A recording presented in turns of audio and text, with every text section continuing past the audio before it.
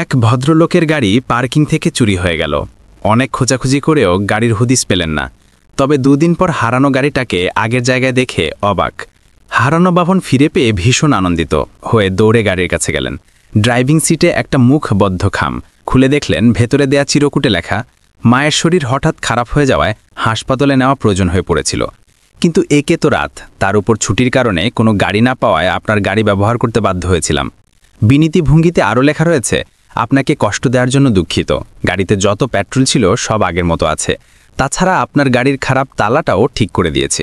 গাড়ি ব্যবহারের বিনিময়ে আপনার ও আপনার পরিবারের জন্য 10টা সিনেমার টিকিট দিলাম। এই চিঠির খামের মধ্যে সেগুলো পাবেন। টিকিটগুলো আগামীকালের নাইট শো। আমি জানি আপনার বাসার কাজের মেয়ে সহ আপনারা 10 জন। আপনাদের খাবারের জন্য রাখা আছে সিনেমা হলের ফুড কোর্টের ভাউচারও, বিল পরিশোধিত।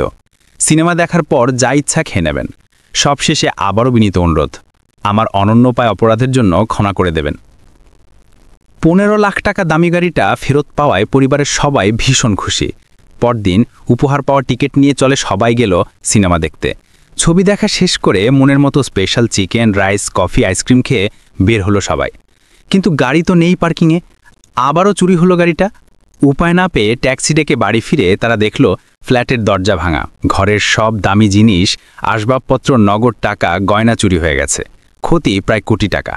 বাইরে টেবিলে একটি খাম পড়ে আছে, তাতে লেখা, সিনেমা কেমন দেখলেন, গাড়িটা আবার চুরি করে নিয়ে গেলাম, আপনি কেন গাড়ির লক আর চাবি বদলাতে ভুলে গেলেন। ওদিকে বাসা একেবারে ফাঁকা রেখে কেউ সিনেমা দেখতে যায় কেউ। দেখলেন তো এতটুকু বোকামের জন্য কত বড় ক্ষতি হয়ে গেল।